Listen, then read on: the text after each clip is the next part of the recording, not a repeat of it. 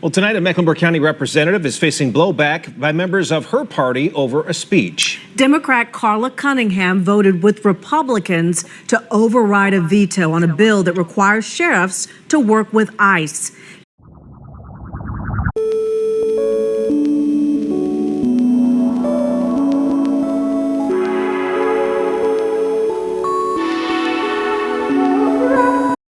What happens when a Black Democrat speaks out against illegal immigration? Not from a place of hate, but merely out of concern for her own community. Today, we're going to talk about North Carolina Representative Carla Cunningham, who stood on lineage business, who went to the floor of the House of Representatives for North Carolina and spoke not only her truth, but truth. And let me know if you feel the same way. This is a woman who broke ranks with the Democratic Party. And in return, she lost her seat. So the question is, family, is this about policy, or is there a bigger conversation about what Black politicians are allowed, and say it with me, allowed, what Black politicians are allowed to prioritize? So here's the situation.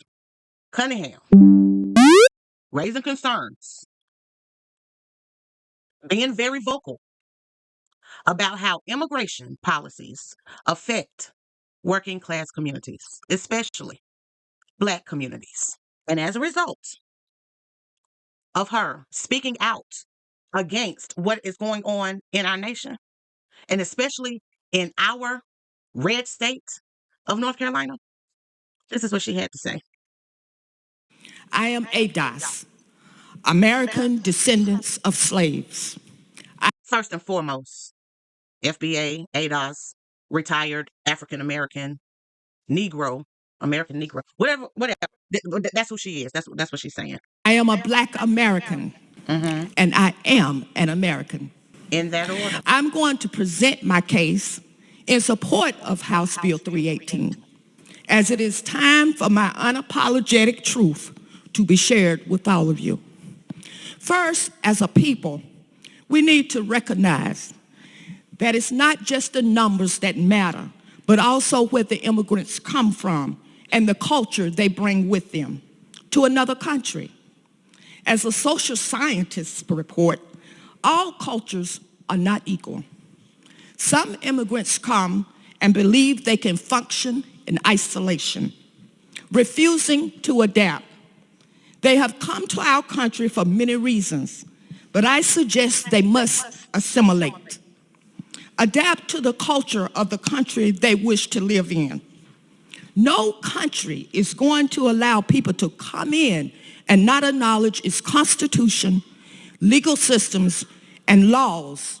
They will not tolerate it. So do you think I can go to another country and set up my own rules to live by, use the language I choose, and then tell that country that you must speak my language? That's not going to happen, nor should it. As a country, I want to pause now. I don't know what position this guy right here. So this guy right here, when she was speaking, he was being somewhat attentive. Like he was actually looking at her and giving her eye contact. And I just want to make a quick mention of that. Global migration in the past was not projected to be as it is today. We must establish new rules to address a distinct type of migration that we are facing in our country, state, and cities.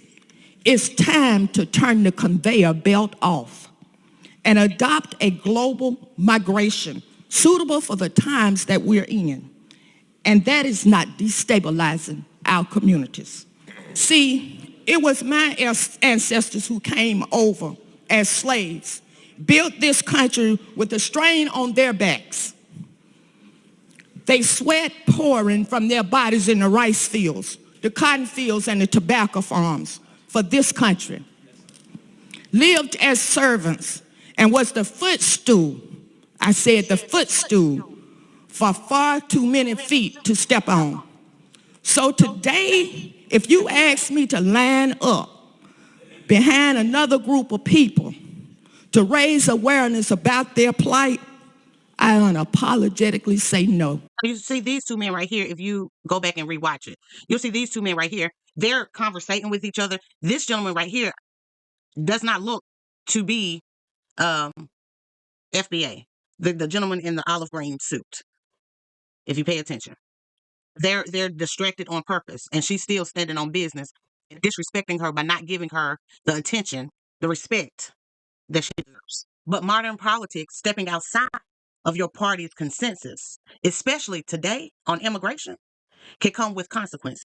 Check this out. Well, tonight, a Mecklenburg County representative is facing blowback by members of her party over a speech. Democrat Carla Cunningham voted with Republicans to override a veto on a bill that requires sheriffs to work with ICE. Channel 9's Eli Brand shares why her speech is getting so much attention. 72 having voted in the affirmative and 48 in the negative. The motion carries. North Carolina House Republicans needed one Democrat to help them override Governor Josh Stein's veto of a bill that requires sheriffs to call immigration officers before releasing someone who is undocumented. They found that in Mecklenburg County Representative Carla Cunningham. As a social scientist report, all cultures are not equal. Some immigrants come and believe they can function in isolation, refusing to adapt. Cunningham originally voted for the bill and gave a speech on the House floor expressing why she was also voting to override the veto. No country is going to allow people to come in and not acknowledge its constitution, legal systems, and laws. They will not tolerate it. So do you think I can go to another country and set up my own rules to live by? Use the language I choose. Several Democratic lawmakers spoke out against Cunningham's remarks, including Charlotte State Senator Caleb Tedros. This idea, the comment was that there are some cultures that are beneath others, and I'm paraphrasing here. I think it's antithetical. Pause. Caleb who? What's his last name? Caleb Tedros. Caleb Tedros. Caleb Tedros. The comment was that there are some cultures that are beneath others, and I'm paraphrasing here. I think it's antithetical of everything that we teach even our kids. Tedros did not say Cunningham should be replaced in her district, but did say representatives need to speak out against what he calls bad policy.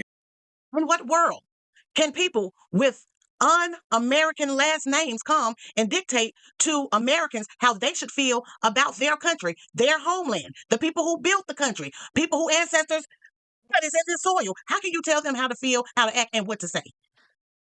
This is sad. Allegedly, as a result of her going against the grain of the Democratic Party, her party, with her not aligning in the order in which she was received, and not aligning that way and speaking the truth, not her truth, but the true facts, proven evidence. This was the result. State lawmakers on both sides of the aisle lost in primary elections Tuesday night, but it is the North Carolina Democratic Party that is celebrating losses by some of their own incumbents. WRL State Government reporter Paul Spey explains why. 3 Democratic state House members were unseated in Tuesday's primary elections, and as a result, the North Carolina Democratic Party believes its coalition just got stronger. Incumbents Carla Cunningham, Nassif Majid, and Shelley Willingham have each served in the North Carolina. Say who? What did he say? He said who? Carla Cunningham, Carla Cunningham, Carla Cunningham. Carla Cunningham. Say it ain't so. Say it ain't so. Have each served in the North Carolina General Assembly for at least 8 years. And on Tuesday, each of them suffered big losses to Democratic challengers you see on your screen. The Democratic Party believes this is a good thing, and here's why. If the Democratic governor vetoes a bill, House Republicans don't have enough members to override him unless they get help from Democrats. And in recent years, those 3 outgoing incumbent Democrats did just that. Cunningham, Willingham, and Majid voted with Republicans to override vetoes from former Governor Roy Cooper and Governor Josh Stein, enabling Republican laws related to the environment, immigration, and rolling back transgender rights. On Tuesday, each lost their primary. As a politician, this could happen to you. It don't matter on which side you're on. It could be a Republican or a Democrat. It doesn't matter. If you don't fall in line, this could happen to you. I have a question, family. Is this possibly the reason why we have so many of our own family members, because they're part of the lineage, family members who are against just conforming, just fitting in with the status quo. What is the requirement for them to stay in good standings? They can't comment, they can't do but so much, if any, for the community. There's repercussions, it looks like, might be repercussions. I think her with the grassroots, because she spoke with the roots. You look at the Congressional Black Caucus. As I said before, there's more of them than there is of us. And what I mean by that is the foundation of this country. There's not too many of us in the Congressional Black Caucus. And if they are weak-minded to the point where they cannot make decisions or step outside. They want to be popular, or they don't want to ruffle any feathers, so they stay quiet and complicit. How did all these people start speaking for us? That's the problem. They can't speak for us. They don't know what we've been through, and they can really care less. We see that every day if you're on social media. Why is that such a problem? Anyway, family, please let me know what you think of this. We need to get her. We need to get her on mainstream. I believe. Carla Cunningham, I believe she need to be on a mainstream Democrat with plenty of FBA protection and backing, support. Let me know what you think. Please like, share, and subscribe. Yeah, that's the question. I need to know. I need to know. Anyway, may the Most High bless.